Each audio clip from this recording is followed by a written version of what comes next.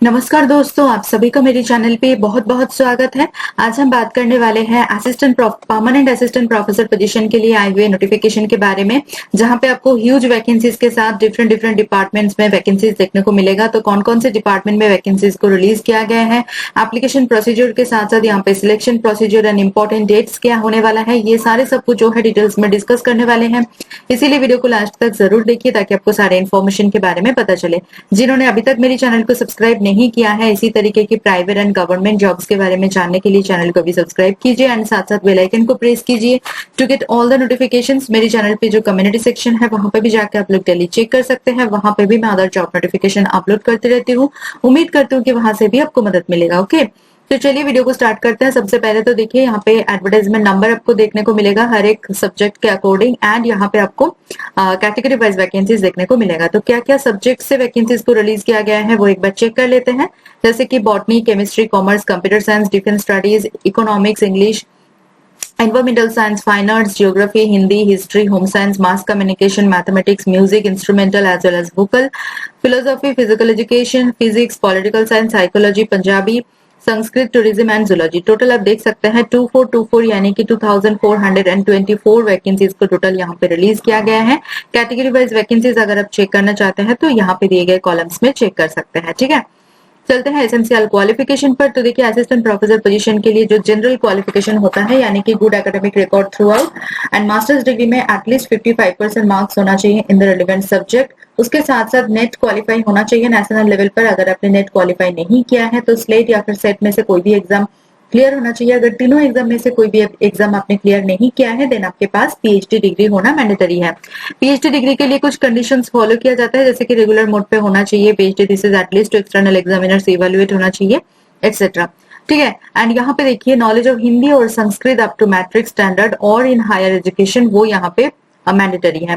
यानी कि आपके पास जो नॉलेज है वो हिंदी संस्कृत में आपका नॉलेज होना चाहिए। वो आप मतलब ऐसा हो सकता है कि वो आप 10th स्टैंडर्ड में पढ़े थे या फिर उससे भी हायर एजुकेशन आपने किया है सब्जेक्ट को लेकर, बट आपका नॉलेज जरूर होना चाहिए। ठीक है, नेक्स्ट यहाँ पे देखिए फाइन आर्ट्स के लिए अगर आप अप्लाई करना चाहते हैं तो यहाँ पे अलग से दिए गए हैं। वैसे तो सेम ही है बट फिलहाल एक बार चेक कर लेना अगर आप मतलब अप्लाई करना चाहते हैं। देन मास कम्युनिकेशन के लिए आपको देखने को मिलेगा। ठीक है, इसके बाद सीधे चलते हैं, बहुत ही मतलब थोड़ा बड़ा है नोटिफिकेशन, 31 पेजेस का है। उसके बाद सीधे चलते हैं एग्जाम पैटर्न या स्कीम पर। तो यहाँ पे देखिए पहले तो एक स्क्रीनिंग टेस्ट होगा, ठीक है, यानी कि रिटन टेस्ट। तो वो कैसे होगा, सीबीटी मोड पर होगा, सीबीटी मोड पर होगा, यानी कि कंप्यूटर बेस्ड टेस्ट होने वाला है। एमसीक्यूज रहने वाला है, मल्टीपल चॉइस क्वेश्चंस 100। तो 100 क्वेश्चंस का 100 टोटल मार्क्स, यानी कि हर एक क्वेश्चन कैरी करेगा 1 मार्क। 2 घंटे के लिए एग्जाम होगा। एंड यहाँ पे एक चीज है कि यहाँ पे 5 ऑप्शन सबको देखने को मिलेगा।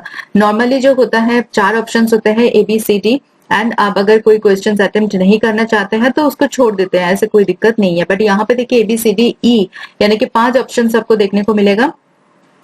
अगर आप कोई भी क्वेश्चन अटेम्प्ट नहीं कर रहे हैं तो फिर ई वाला जो सर्कल है उसको आपको जरूर डार्क करना चाहिए। अगर आपने छोड़ दिया, मतलब कोई भी ऑप्शन को डार्क नहीं किया, मतलब ABCD में से कोई भी ऑप्शन जो है वो सही नहीं है, एंड उसके बाद भी आपने ई वाला सर्कल को भी डार्क नहीं किया तो फिर आपका जो मार्क्स है वो 0.25 डिडक्ट किया जाएगा। ठीक है, अगर आपने गलत आंसर दिया उसके लिए तो 0.25 मतलब कटेगा ही कटेगा। बट अगर आपने कोई भी सर्कल मतलब डार्क नहीं किया, अगर आप क्वेश्चन का आंसर नहीं है ABCD में तो ई वाला सर्कल डार्क करना चाहिए। अगर वो भी आपने नहीं किया, ऐसे ही मतलब बिना अटेम्प्ट करे छोड़ दिया तो फिर आपका 0.25 मार्क्स डिडक्ट किया जाएगा। तो थोड़ा सा कूल होके, थोड़ा सा काम होके आपको यहाँ पे एग्जाम देना है, बिकॉज ई वाला सर्कल जो है उसको आपको हमेशा डार्क करना है जैसे आप क्वेश्चन अटेम्प्ट नहीं करना चाहते हैं तो उस टाइम पे।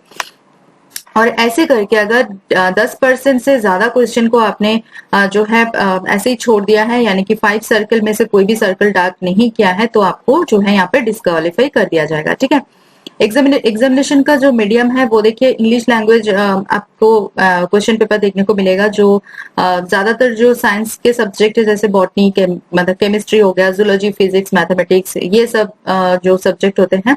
एंड जो आर्ट्स के सारे सब्जेक्ट है जैसे कि ज्योग्राफी हो गया, कॉमर्स हो गया, फाइन आर्ट्स, मास कम्युनिकेशन, तो उसमें इंग्लिश हिंदी दोनों लैंग्वेज में आपको क्वेश्चन देखने को मिलेगा। एंड जो लैंग्वेज सब्जेक्ट है तो उसमें जो है रिस्पेक्टिव लैंग्वेज में आपको क्वेश्चन पेपर मिल जाएगा। ठीक है, उसके बाद होगा सब्जेक्ट नॉलेज टेस्ट, जिसका 3 घंटे का एग्जाम होगा, 150 क्वेश्चन रहने वाला है। एंड यहाँ पे जो लैंग्वेज मतलब जो मीडियम ऑफ एग्जामिनेशन है वो सेम ही है, साइंस के लिए इंग्लिश एंड हिंदी इंग्लिश दोनों for art subject and language subject के लिए रेस्पेक्टिव लैंग्वेज में आपका यहाँ पे रहने वाला है एग्जाम पेपर। एंड उसके बाद होगा इंटरव्यू, यानी कि थ्री स्टेप में आपका यहाँ पे सिलेक्शन होने वाला है। तो लास्ट जो इंटरव्यू है उसका वेटेज रहने वाला है 12.5%। एंड यहाँ पे फाइनल जो मेरिट लिस्ट तैयार किया जाएगा वो सब्जेक्ट नॉलेज टेस्ट में आपका कितना मार्क्स आया है एंड इंटरव्यू में आपका कितना मार्क्स आया है, दोनों मार्क्स को जोड़ के जितना मार्क्स आएगा उसी के बेसिस पे आपका यहाँ पे फाइनल सिलेक्शन होने वाला है। ठीक है, उसके बाद देखिए सब्जेक्ट वाइज सिलेबस जो है वो आपको ऑफिशियल वेबसाइट देखने को मिल जाएगा, बट अभी नहीं, वो अपलोड कर दिया जाएगा। जैसे ही अपलोड किया जाएगा तो आपको पता चल जाएगा। अगर आप इंटरेस्टेड है यहाँ पे एप्लीकेशन के लिए तो जरूर जो है रेगुलरली चेक करते रहना है आपको। ओके, उसके बाद देखिए सैलरी जो है, एंट्री बेसिक सैलरी आपको मिलेगा 57,700 rupees per month and maximum salary is 1,82,400 rupees per month. Sorry. उसके बाद देखिए एज लिमिट्स पर चलते हैं, तो मैक्सिमम एज लिमिट्स 42 इयर्स है and minimum age limit is 21 years. उसके बाद आप यहाँ पे सारे एज का रिलैक्सेशन देख सकते हैं, जैसे कि एससी कैटेगरी ऑफ हरियाणा 5 साल का रिलैक्सेशन मिल जाएगा, बैकवर्ड क्लासेस ऑफ हरियाणा 5 साल के रिलैक्सेशन मिल जाएगा एंड बाकी के डिटेल्स जो है वो आप चेक कर सकते हैं। उसके बाद रिजर्वेशन को लेके भी कुछ मतलब इंपॉर्टेंट इंस्ट्रक्शन आपको देखने को मिलेगा।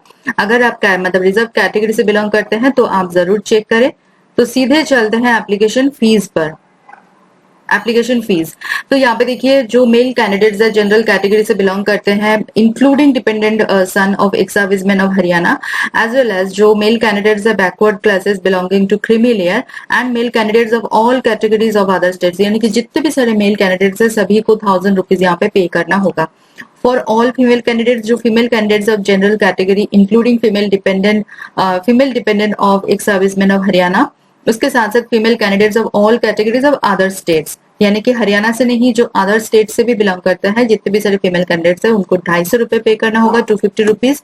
And for male female candidates of SC, BCA, BCB, ESM categories of Haryana उनको 250 रुपए पे करना होगा। जो ईडब्ल्यूएस कैटेगरी से बिलोंग करते हैं उनको भी 250 रुपए पे करना होगा। जो पीडब्ल्यूडी कैंडिडेट्स हैं मतलब हरियाणा के, उनको कोई फीस नहीं देना है, फ्री ऑफ कॉस्ट अप्लाई कर सकते हैं। यहाँ पे जो फीस है वो फुल्ली नॉन रिफंडेबल है, यानी कि कोई भी परिस्थिति हो आपको वो फीस जो है वो रिफंड नहीं किया जाएगा। एप्लीकेशन मोड यहाँ पे ऑनलाइन है, बहुत ही अच्छी बात है कि हार्ड कॉपी वगैरह सेंड नहीं करना है। ठीक है, जिस दिन आपका इंटरव्यू है या फिर स्क्रीनिंग टेस्ट है उस दिन एक उस मतलब ऑनलाइन एप्लीकेशन जैसे ही कंप्लीट हो जाएगा उसका एक प्रिंट आउट आपको मतलब ले लेना है एंड उसको आपको साथ में लेके जाना है along with all your supporting documents self attested करके। ओरिजिनल कॉपीज भी आपको लेके जाना है जिस दिन आपका इंटरव्यू है या फिर जो भी आपका सिलेक्शन प्रोसीजर में आप शामिल होंगे उस पर आपको लेके जाना है। ठीक है, क्लोजिंग डेट देख सकते हैं 27 अगस्त, यानी कि 27 अगस्त जो है लास्ट डेट है फॉर ऑनलाइन एप्लीकेशन।